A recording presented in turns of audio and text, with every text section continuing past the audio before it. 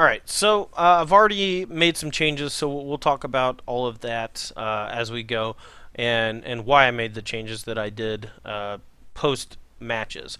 So I've played a good bit with this deck. Sorry, I gotta change this. You have my coast that I forgot about. So over the course of the deck's entire existence, it's gone through very minor changes, but every small change ultimately affects how the deck starts to play out over the course of various matches and throughout the entire tournament that you're playing it in. My initial version had 2 copies of Jorian, and before that it had Oath of Jace, and before that it had like nothing really to bridge the gap on like turns 2 and 3. I guess really turn 3. It needed something that could give you like a big boost of either card advantage or virtual card advantage to kind of turn these excess resources into something pliable or malleable. I'm trying to sound smart and I'm just sounding stupid instead. So Jorian was my pick for that card. A lot of other people thought Oath of Jace was better, but they had not played it as much as me. I played both. I've cast a lot of Oath of Jaces with this archetype, and it is good, but it is not great.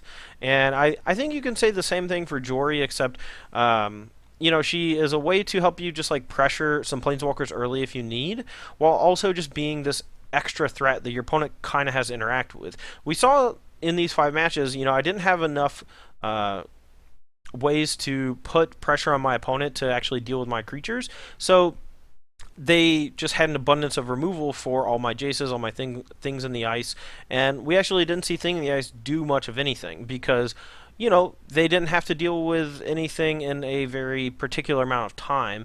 And I think Jory actually just helps to overload the removal spells so that eventually a Thing in the Ice can flip, eventually a Jace can flip, while also usually drawing a card in the process. I think if they leave Jory in play, it's just going to overwhelm them to the point where it is just another virtual copy of Jace or Thing in the Ice, where it does this thing kind of incidentally, if you will, that the rest of your deck is doing. It provides you with a little bit of virtual card advantage, so you have a couple extra resources to leverage stuff like Magmatic Insight, Tormenting Voice. You can sometimes even just cycle an early Fall of the Titans with it, since Fall of the Titans is only great in the mid to late game. It is serviceable at other points, but for the most part, you don't want to draw Fall of the Titans until you have at least like 6 mana in play, so that you can go spell into Fall of the Titans for 4, kill 2 things, etc., etc. Yeah, so I think Jory is just the missing piece to the puzzle, and I kind of feel stupid for cutting it.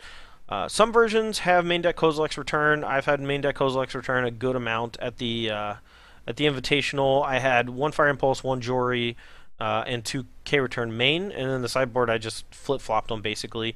I also had 3 copies of Running Volley in the sideboard, which we've gone back down to 2 just so we can kind of fit some more utility stuff in.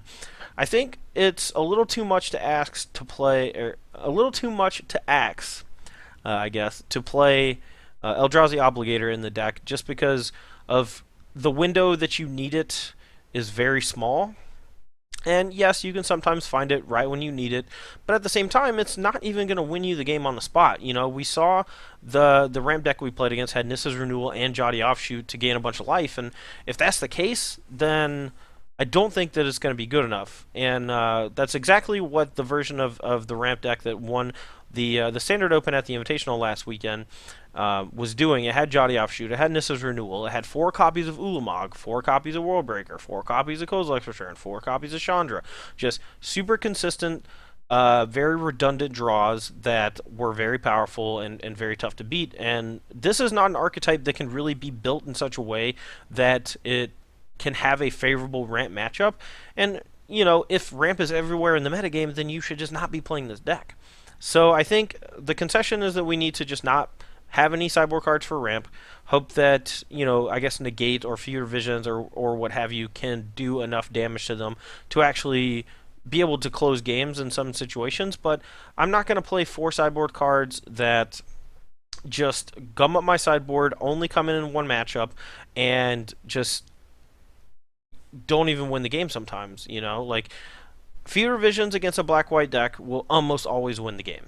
For example, a well-timed negate or dispel in combination with fear visions can also just help you win the game. But Neldrazi Obligator is kind of just doing all the heavy lifting on its own, and not very well most of the time. And the fact that you need a colorless mana to make it good, you need to play a Yavimaya Coast to do that, means that in other matchups you're going to be taking damage that you don't want to take. It means that there's all these little small sacrifices you have to make to try to beat a deck that A is not popular, B is not a good matchup anyway, and C, if you just try to dodge it, maybe that's a better strategy than making your other matchups worse. I felt like I had so little sideboard cards to bring in a lot of these matchups that it just felt kind of embarrassing. And we went 2-3, which is not a good showing for the deck, especially when one of our match wins came at the hands of beating a Honored Hierarch, Loam Dryad, maybe Cryptolith Rites deck, probably not.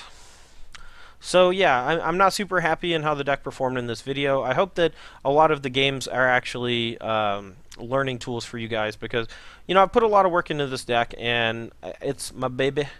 And I want to keep playing it, but I know that a lot like Jeskai Black, there are going to be weekends where it's not right to play, and there are going to be tournaments where you're just going to run up against the broadside of a barn and you can't hit anything.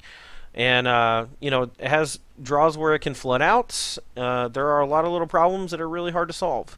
Just like Jeskai Black, if your deck is not built right every week, then it's going to be tough to win every week. So yeah.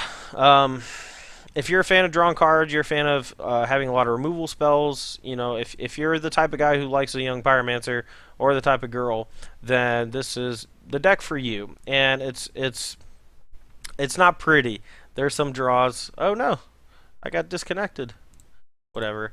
Yeah, I don't know. There are some draws that are not pretty. There are some draws where there's not a lot you can do to really stop exactly what your opponent is doing. And you just have to make sure that you give yourself the best chance to do that. And sorry that you have this beautiful picture of my desktop with all my deck lists and Callie's video games and stuff. But yeah. Anyway, guys, that's going to be all for me. I hope you enjoyed the video. The updated deck list is whatever. It has a few cards different than the original list. And it's very similar to what I've wrote about in the past. So make sure to check out my article from last week. And the one before that, if you have any real questions about the deck, I had a very in-depth sideboard theory type article on the deck last week before the Invitational. So check that out if you're interested in the deck and you haven't already done so. Anyway, guys, I'm Todd Anderson, and yeah, see you later, I guess. Bye.